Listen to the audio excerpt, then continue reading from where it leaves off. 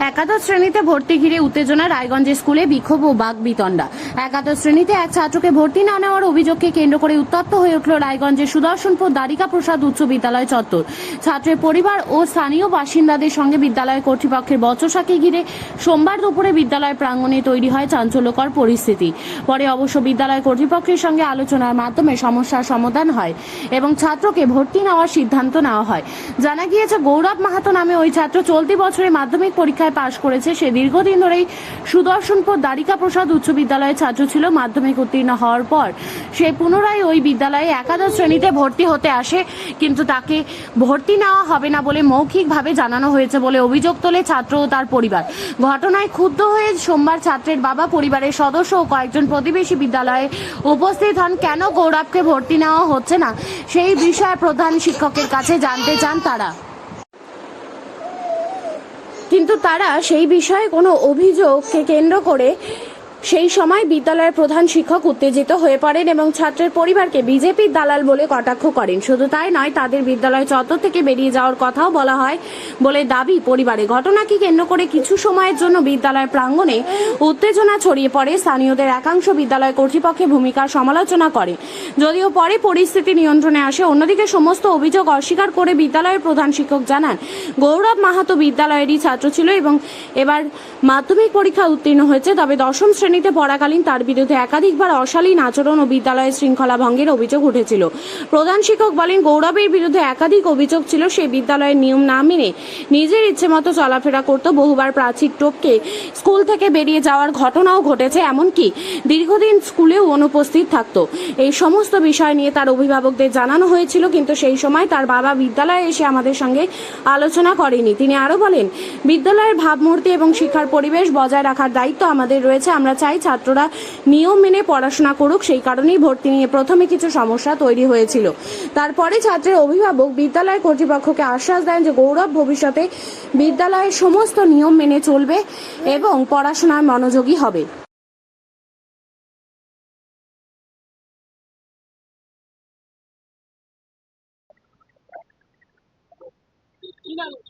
গৌরব মাহাতো বিদ্যাসাগর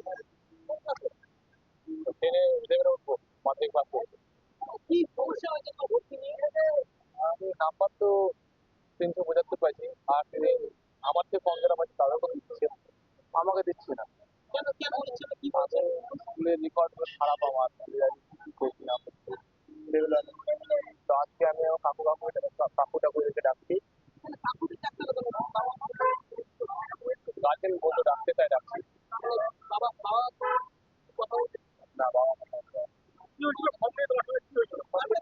ও প্রথম দিন ফর্মটা আমার খুলে নিয়েছিল, তারপর থেকে কবে এসেছিল কালকে। তো ওটা কি হচ্ছে ঘটনাটা খুলে বলে একটু। আরে ভর্তি সবকিছু হয়ে গেছে, অ্যাপ্রুভ ট্যাপ্রুভ সবকিছু হয়ে গেছিল। এবার ঢুকার সময় যে ভর্তিটা দিব, তখন আমাকে বলবে যে তুই গরম মাত্র স্যারের সাথে দেখা কর। স্যারের সাথে দেখা করলাম, বলে তো ভর্তি হবে, আজকে হবে না, কালকে হবে না। ভর্তি তারপরে হলো না। তারপর আমি আজকে আসলাম, আজকে আসে আমি আমার রোহিত পান্ডে, আমার কাকু হবে, রাখলাম, উনি করে দিল আমার ভর্তিটা। আমার কাকু, আমার বাবা কাকা নিজের কাকা আছে, ও আসছিল। না, আমি সেরকম দুষ্টামি করিনি, যেটা আমার এদিকে ছিল, আমার তো সেরকম দুষ্টামি করি। কি মনে হচ্ছে কেন তোমার শুনলাম নাকি তুমি স্কুলের হয়ে ফুটবল খেলা হ্যাঁ, আমি প্রাইজ দিইনি, কিন্তু স্কুলের খেলা প্রাইজ দিচ্ছি, কিন্তু স্কুলে সিলেকশন হয়ে সুবোধ কাপ কলকাতায় খেলতে গেছি।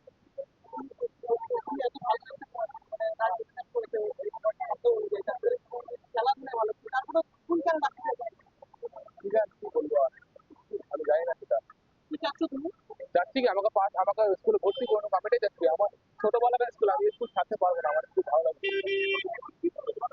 এখন বললো যে এখন ভর্তি হয়ে যাবে, আমাকে বললো, আমার গার্জেনের একটা এসে বললো, আমাকে বললো অর্থ কিছু দেয়নি, বললো বাবা তুই এই 2 বছর একটু ভালোভাবে থাক, এটাই, যাতে এরপরে আর তোর অন্য উল্টাপাল্টা গার্জেন কথা। দাদা কি নাম আপনার? আমার নাম রঞ্জিত পান্ডে। স্কুলে এসেছিলাম, আমাদের একটা পাড়ার ছেলে মাধ্যমিক পাস করে এই স্কুল থেকে, এবং কালকে এসেছিল ছেলেটা ভর্তি হতে, কিন্তু এসে আর ওর ফর্মটা ছিঁড়ে নিয়ে বলছে যে ভর্তি হবে না। এবার ওই ছেলেটা আমাদেরকে অভিযোগ করে, আমরা পাড়ার ছেলে চেনা পরিচিত, তো সেই হিসাবে আমরা এসেছিলাম যে স্যার কেন ভর্তি নেবেন না, কি বৃত্তান্ত। গার্জেন আছে, বাবা ওই যে ইনি বাবা কথা বলতে পারে না ইনি, হ্যাঁ সেই জন্য আমরা এসেছিলাম। উনি গেছিল, উনি হচ্ছে বাবা, মা নেই, ঠিক আছে, যেহেতু মা নেই, বাবা বোবা, সেই জন্য আমরা এসেছিলাম মাস্টারকে বলতে। তখন মাস্টার আমাদেরকে বিজেপি তকমা দিয়ে আমাদেরকে রুম থেকে দালাল বলে আমাদেরকে রুম থেকে বের করে দিচ্ছে। সুদর্শনপুর স্কুলে হেডমাস্টার। আচ্ছা, উনি বললো অভিযোগ ছিল যে ওনাকে আমার স্টুডেন্টকে ভর্তি নিতে হবে। উনি নিবে না, ওরা ওই ছেলে বলে রেকর্ড খারাপ, এই খারাপ সেই খারাপ। আমি বললাম যে রেকর্ড খারাপ ছিল, ক্লাস 5 থেকে ক্লাস 10 পর্যন্ত পড়লো, তখন কিছু অ্যাকশন নিলেন না। হঠাৎ করে মাধ্যমিক পাস করে যে রেজাল্ট নিয়েছে ভর্তি আসুন, তখন আপনি নিচ্ছেন অ্যাকশন, এটা কি ধরেন? হ্যাঁ হ্যাঁ হ্যাঁ, ফর্মটা উনি ছিঁড়ে নিয়ে নিয়েছে এবং টাকাটা ব্যাক দিয়েছে, বলছে হবে না ভর্তি। তার জন্য আমরা এসেছিলাম। আপনাদেরকে কি বলছে? আমাদেরকে বলছে যে না, ওনাকে ভর্তি নেওয়া যাবে না ছেলেকে, ওই ছেলে বাজে, এটা করছে ওটা করেছে, কিছু সব বলেছে। তার তো কোনো প্রমাণ নেই, যে বলেছে যে প্রমাণ তো লাগবে, ঠিক আছে, যদি বলে থাকে। তো একটা স্টুডেন্ট যখন স্কুলে পড়বে তার দায়িত্বটা কার? সেই স্কুলের ভালো মন্দ গার্জেনকে কল করবে, ওনাকে কল করবে, গার্জেনের সঙ্গে বসবে, মিটিং করবে, তারপরে তো সে ডিসিশন নেবে। উনি একা ডিসিশন নিয়ে এই পরিস্থিতি আজকে ওনার জন্য হয়েছে। আজকে আমরা যা বলার পরে উনি তখন বললো যে আপনারা যেমন মিডিয়ারা সব আসলো, যখন আশা করে মিডিয়াকে উনি বললো ঘর থেকে বেরোয় যান, আপনাদের রাইট নাই, এই নাই সেই নাই বললো, ঠিক আছে, মিডিয়ারা ঘরে বাইরে থাকলো। তখন উনি বললো ঠিক আছে, ওনার যা যা করছে তার সব ভুলে গিয়ে আমরা এই মুহূর্তে তাহলে ওনার ভর্তি নিব। এবং উনি যেহেতু বলতে পারে না ওর বাবার কথা, তাই ওর কাকাকে ডাকছে গার্জেন হিসাবে, দায়িত্ব নিয়ে ভর্তি নিব। আপনাদের অভিযোগ কি? আপনাদেরকে কি বলছে? আমাদেরকে বলছে বিজেপি তকমা, আমরা পাড়ার ছেলে, আমরা কোনো পার্টির সিম্বল নাই, কিছু নেই, কিছু নিয়ে আসিনি। কিছু আসেনি। উনি তো নিজেই টিএমসি লোক ছিল, আগে পার্টি করে পুরো স্কুলটা শেষ করে, স্কুলের শিক্ষা নেই, ভালো স্টুডেন্ট ভর্তি হয় না, এটা দুঃখ। আমরা এই স্কুলের স্টুডেন্ট, আমরা জানি মাস্টারকে কিভাবে সম্মান করতে হয়। প্রথমে ওনার বাড়িতে গিয়ে হাত জোর করে প্রণাম করে ওনাকে বললাম, স্যার আমার স্টুডেন্ট ভর্তি নেন আপনি, এটা আপনার ছেলে, আপনার স্কুলের ছেলে, কেন নেবেন না? হাত জোর করে উনি আমাদেরকে বের করেছে, কথা বলবো না, কিছু করবো না আপনার সঙ্গে, আপনি বিজেপির লোক, আপনি বিজেপি দালাল, আপনি এই ভেবে আমি তো অবাক হয়ে গেলাম। একই শিক্ষক আছে এরকম আছে স্কুলের মধ্যে, তাহলে কি আমাদের কোথাও নর্মাল সাধারণ অফিসে যাওয়ার কোনো অধিকার নেই আমাদের? এখন কি করবেন? এই ছাত্রকে ভর্তি নিলে ভবিষ্যতে কোনো আশঙ্কা করছেন? ভর্তি পেলে আসলে ভয় লাগছে যে হয়তো ওকে কোনো অন্য কোনো কারো দোষ কিছু চাপিয়ে নিয়ে যায়, তাহলে কি করবো? দিতেই পারে, ওনার তো কথা বললো দায়িত্ব নিতে হবে, এরপরে বের করে দিবো, টিসি দিবো, কমপ্লেন আসবে, তখন দায়িত্ব নিতে হবে। আর তাহলে আপনারা আসেন কি করতে স্কুলে? তা আপনাদের তো স্কুলে পাঠিয়েছি, দায়িত্বটা আপনাদের, ঠিক আছে, স্টুডেন্ট নাই ভুল করলো, সেই দায়িত্বটা আপনি নিয়ে কল করবেন, আমরা আসবো, দেখবো বিবেচনা হবে এবং তার প্রমাণ আপনাকে দিতে হবে স্টুডেন্টটা কিছু খারাপ কাজ করেছে, এই স্টুডেন্টটা করছে। আপনি খাতা মধ্যে নোট করে রাখছেন কি করে এই ছেলেটাই করছে, তাহলে কেন ডিসিশন নেন নাই? খাতায় নোট করে রাখছেন আজকে। কি অভিযোগটা কি? ছেলেটা কি করছে? অভিযোগ অত্যাচার করছে, একে ওকে মাস্টার থেকে পাত্তা দেয়নি, এই করেনি সেই করেনি, বলে কার আমলে তাহলে? বলে আমাদের লাঠি ধরতে দেয় নাই, লাঠি কে ধরতে দেয় নাই? শাসক দল। কোন শাসক দল? কে ছিল? কেন ধরেন না? আপনার মাস্টার শিক্ষক, আপনার উপরে একটা স্টুডেন্ট কি করে কথা বলে? সাহস পায় কি করে? ছেলেটাকে ভর্তি নেওয়া হচ্ছে না বলে অভিযোগ আপনাদের। হ্যাঁ, এই ছেলেটার বিরুদ্ধে স্কুলের কি কি মানে কি অভিযোগ? কেন নিচ্ছে না? ছেলেটার প্রতি বলে প্রচুর কমপ্লেন আছে, কিছু বললো না কমপ্লেন কি? কি অভিযোগ?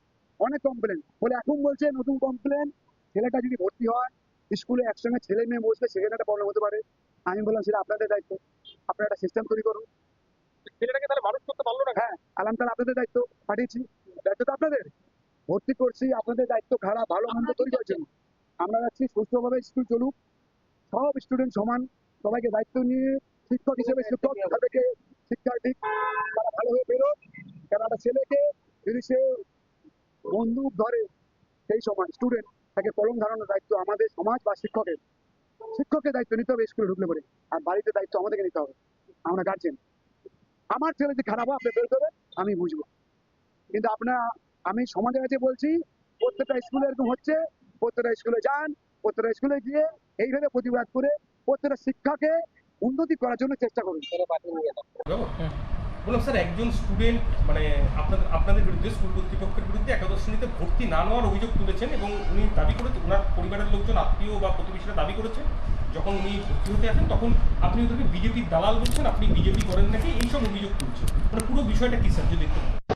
অ্যাকচুয়ালি আজকে সকালবেলা সম্ভবত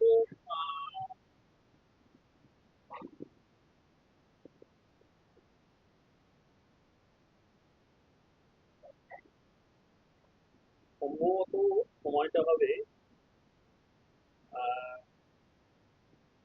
এই 11টার দিকে 6297135370 এই নম্বর থেকে ফোন করে আমাকে বলে যে আমরা বিজেপি বলছি, বিজেপির মন্ডল নেতৃত্ব অমুক ইত্যাদি ইত্যাদি, ছেলেটিকে ভর্তি নেওয়া হচ্ছে না, কেন ভর্তি নেওয়া হবে না? আমি বললাম যে ওদেরকে বললাম যে আপনারা, আপনি এইভাবে কথা বলছেন না, আপনারা আসুন, স্কুলে আসুন, আমি কথা বলবো, ব্যাপারটা একটু দেখবো। ভর্তি নেওয়া না নেওয়াটা আমাদের উদ্দেশ্য নয়, কিন্তু বর্তমানে ছেলে মেয়েদের যে অবস্থা, কারণ আমরা মাস্টাররা একটু আমাদের হাত পা বাঁধে। বিগত কয়েক মানে 2 বছর ধরে এদের এরকম 4-5টি ছেলে এদের বিরুদ্ধে গুরুতর বেশ কিছু অভিযোগ এসছে, এবং বিভিন্ন সময়ে এদের অভিভাবককে ডাকা হয়েছে, কিন্তু অভিভাবকরাও কেউ দেখা করে। আহ, একজনের অভিভাবক দেখা করেছিল, যে 3জন আছে, এর মধ্যে একজনের অভিভাবক দেখা করেছিল, কিন্তু এই ছেলেদের অভিভাবক কোনোদিনই আসলে দেখাও করে। আমি অ্যাকচুয়ালি আজকে যখন তারপরে আসলো, ওই ছেলেটি এলো ভর্তি হওয়ার জন্য, ওর কাকা এসেছিল সম্ভবত, বলছি যে কাকা পরিচয় দিয়ে আমি কাকা হই। তা আমি ওই কাকার সাথে বিস্তারিত আলোচনা, এবং ছেলেটির সামনেও ছেলেটিও ছিল। আমি ছেলেটির সামনে ছেলেটিকে জিজ্ঞেস করলাম যে কি কি দোষ করেছো, তুমি কি করেছো বলো।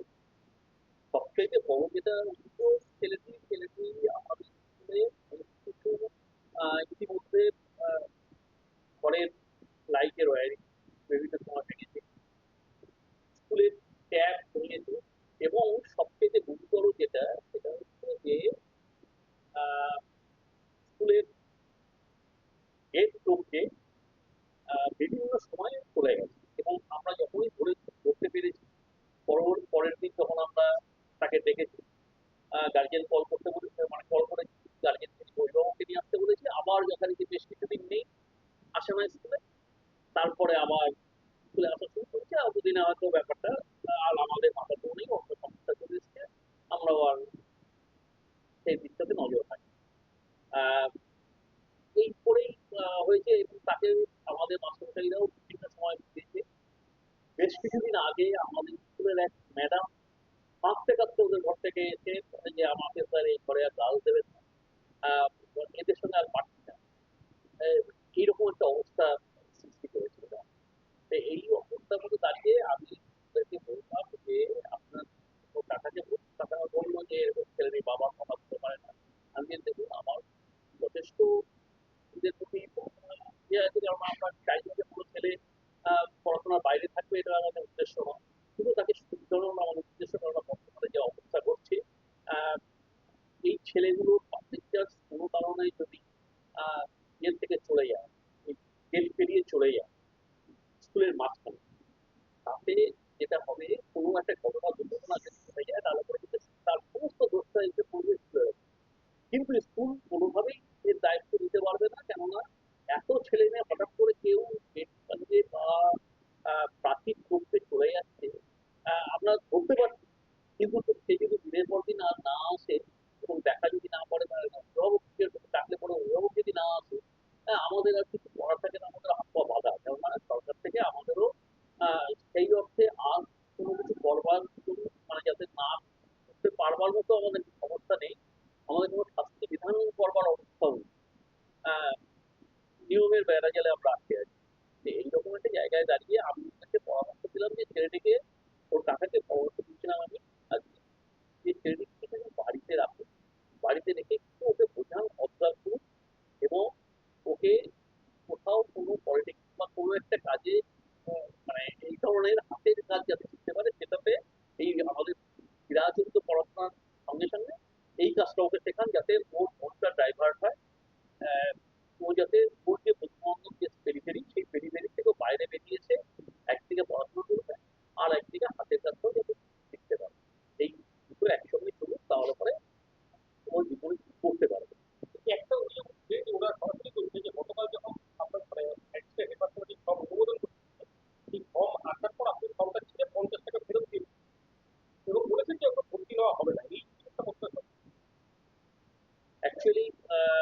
অ্যাসিস্ট্যান্ট মাস্টারমশাই ভুলবশত অসংখ্য ফর্ম অ্যাপ্রুভ করছিল, সেই ফর্মটাও অ্যাপ্রুভ করেছে। তারপরে যখন আমার নজরে আসে, আমি ফর্মটাকে কিন্তু ছিঁড়িও নি, কেননা ফর্মটা এখনো ইনট্যাক্ট আছে। এই একটু আগেই আমার কাছ থেকে আবার ওই ফর্মটাই নিয়ে গেল আমাদের মাস্টারমশাই জিতেন্দ্রবাবু। ফর্মটা ছেঁড়া হয়নি, ফর্মটা ওর কাছ থেকে নিয়ে নেওয়া হয়েছে যে তোমাকে আমি ভর্তি দেবো না, এখন তুমি তোমার অভিভাবককে সঙ্গে করে নিয়ে আসবে, নিয়ে এসে তোমার অভিভাবকের সঙ্গে বিস্তারিত আলোচনা করবো, করার পর তারপরে আমরা ডিসিশন নেবো যে কি করা হবে। শেষে কি ভর্তি নেওয়া হয়েছে বলতে অভিভাবক এসে পত্রিকা দিয়েছে যে আগামীতে আর কোনোদিন এই ধরনের আহ, আচরণ করবে না, এবং এই আচরণের জন্য আহ, ওরা দায়িত্ব নেবে। অভিভাবকরা তো কিছু দায়িত্ব নিয়েছে, এবং অভিভাবকরা আশা করবো যে দেখে রাখবে ছেলেটিকে, কেননা ক্লাস 11-এ ওয়েব স্কুল, সেখানে যদি কোনো আচরণগত সমস্যা তৈরি হয়, আমাদেরও হাত পা বাঁধা, আমরাও তো সেই ব্যাপারে তখন কিছু করতে পারবো না। তাহলে পরে অভিভাবককে এখানে কিন্তু দায়িত্ব দিতে হবে। অভিভাবক যদি দায়িত্ব না নেয়, তাহলে পরে কিন্তু আগামী দিনে এই সমস্যাগুলো আরো বেশি করে তৈরি হবে। আর সবথেকে বড় কথা যেটা, সেটা হচ্ছে যে আহ, এই যে ছেলে এইরকম ভাবে যদি আবারও বেরিয়ে চলে যায়, মানে এদের একটা দল, এবং সবচেয়ে যেটা সমস্যা যে শুধুমাত্র একটি ছেলে চলে যাচ্ছে এরকম না, এরা দল পাকিয়ে আরো দু চারজনকে সঙ্গে করে নিয়ে চলে যাচ্ছে। তাহলে শেষ পর্যন্ত মানে স্কুলের শৃঙ্খলা ধরে রাখতে বা শৃঙ্খলা বজায় রাখতে ওকে প্রাথমিকভাবে ভর্তি জানোয়ার সিদ্ধান্ত নিয়েছে অভিভাবকদের পরামর্শ ছাড়া। একদম তাই। যে আমরা দেখি যে স্কুলের যে শৃঙ্খলা, কারণ এই শৃঙ্খলা যদি নষ্ট হয়ে যায় তাহলে পরে আহ, সেটা আহ, কখনোই একটা শিক্ষা প্রতিষ্ঠানের পক্ষে ভালো নয়। কিন্তু তার আহ, যে মানে যাদেরকে সঙ্গে করে নিয়ে এসেছিল, তারা সেইভাবে তার যারা বলছে গার্জেন হিসেবে এসছে বলছে, তারা বিভিন্ন ভাবে একটি রাজনৈতিক দলের পরিচয় দিয়ে, কোন দল, মূলত বিজেপি পরিচয় দিয়ে আহ, তারা ঘরের মধ্যে এসে একটা উচ্চতি হঙ্গামা পরিস্থিতি তৈরি করবার চেষ্টা। হ্যাঁ, আমার সঙ্গে কথা হবে এবং আমি অবশ্যই এই বিষয়টা জানাবো তাদেরকে, যে নিরাপত্তার অভাব করতে নিরাপত্তা তো এখনো সেইভাবে নয়। তবে এই ঘটনাগুলো একটা শিক্ষা প্রতিষ্ঠানের পক্ষে নিশ্চয়ই খুব একটা ভালো বার্তা যায় না। আহ, এটাকে